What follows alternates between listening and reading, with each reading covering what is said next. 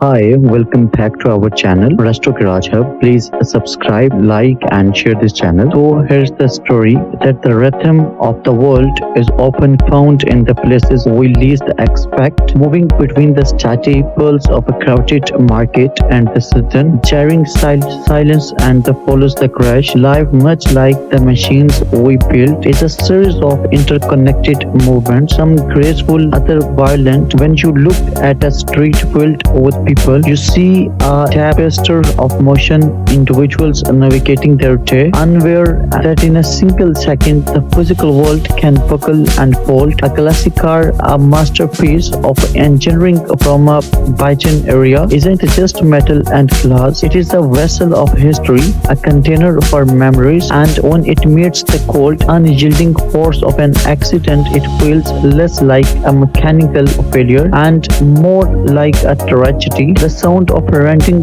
metal is a cry for help, a signal that harmony of the street has been broken. But where most see a pile of scrap destined for a furnace, a true craftsman sees a challenge. The arrival of a recovery vehicle isn't just a logistics exercise, it is the first step in a long, arduous journey towards redemption. There is a specific kind of gravity in the way a winch cable pulls a broken frame onto a flatbed, a slow methodological resources and rescue that promises the story isn't over yet. Entering a workshop is like stepping into a sanctuary where time is measured not by hours but by the progress of hand and a tool. The air here is different. It smells of old oil, cold steel, and the faint, lingering scene of gasoline. It is the place of absolute honesty. You can't lie to a bent frame and you can't trick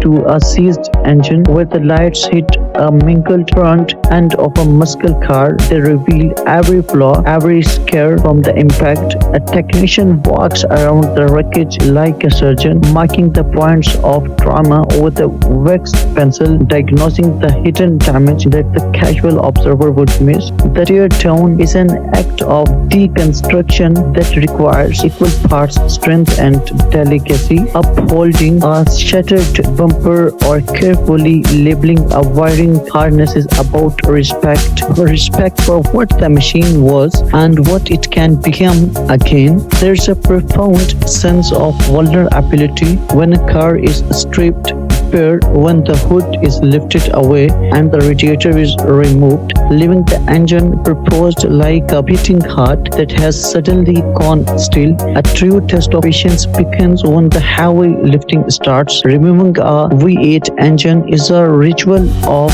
mechanical liberation. It requires a deep understanding of how things fit together, the way a transmission maps to a block, the way a drive shaft carries power to the wheels. When that massive weight finally clears the engine bay hanging from a chain, the car becomes a hollow shell waiting to be filled with something better. There is where the artistry of metalwork takes over. The scream of the grinding wheel and the blinding flash of a welder are the tools of resurrection. Straightening a frame is about restoring integrity. It is about forcing the metal back to its original truth. You cut away the rot, you grind down the jagged edges, and you fuse new life onto the old structures. It is messy, loud, and physically demanding, yet there's a strange beauty in the sparks that fly into the dark corners of the shop.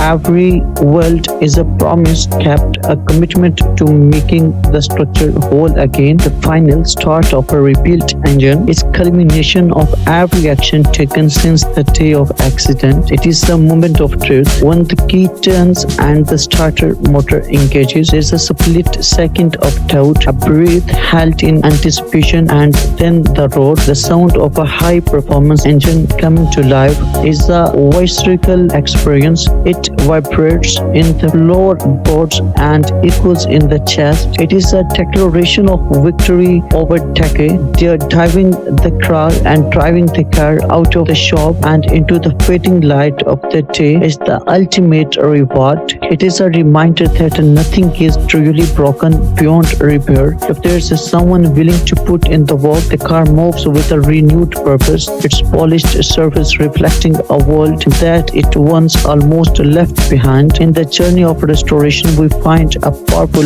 moral lesson that transcends the world of machines. We live in a world that often treats things, the people, as disposable. When something is broken, the instinct is to throw it away and find something new, something easier. But the story of the muscle car teaches us that there is immense value in the struggle to rebuild. It reminds us that our scars do not define.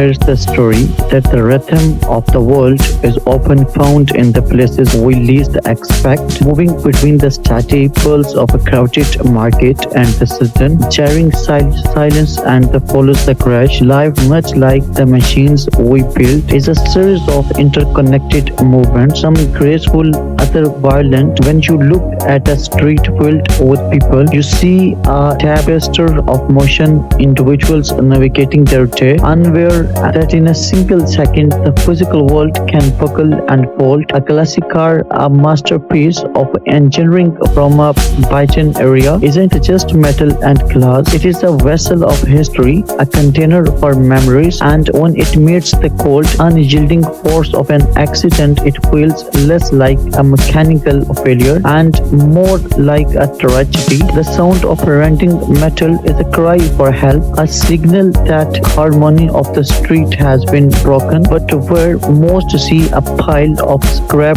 destined for a furnace, a true craftsman sees a challenge. The arrival of a recovery vehicle isn't just a logistics exercise, it is the first step in a long, arduous journey towards redemption.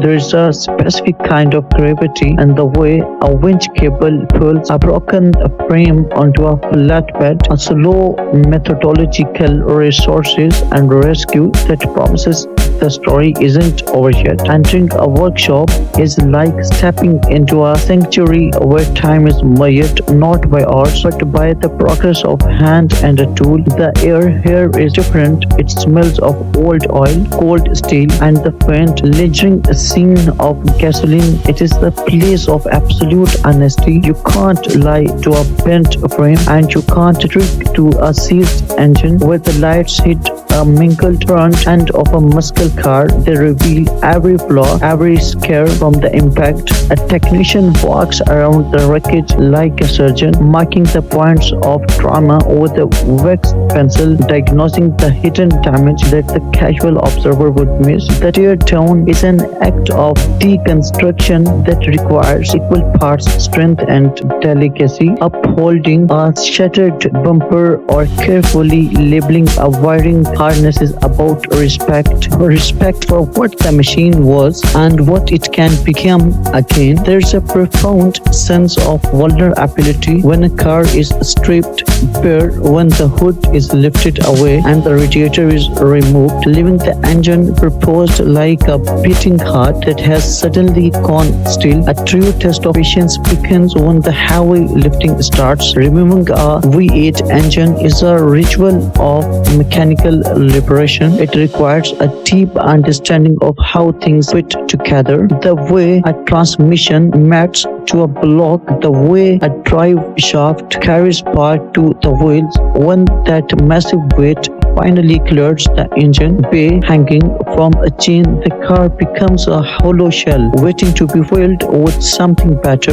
There is where the artistry of metalwork takes over. The scream of the grinding wheel and the blinding flash of a welder are the tools of resurrection. Strengthening a frame is about restoring integrity. It is about forcing the metal back to its original truth. You cut away the rot, you grind down the jagged edges, and you fuse new life onto the old structures. It is messy, loud, and physically demanding, yet there is a strange beauty in the sparks that fly into the dark corners of the shop. Every weld is a promise kept, a commitment to making the structure whole again. The final start of a rebuilt engine is culmination of every action taken since the day of accident. It is a moment of truth. When the key turns and the starter motor engages, there is a split second of doubt, a breath held in anticipation, and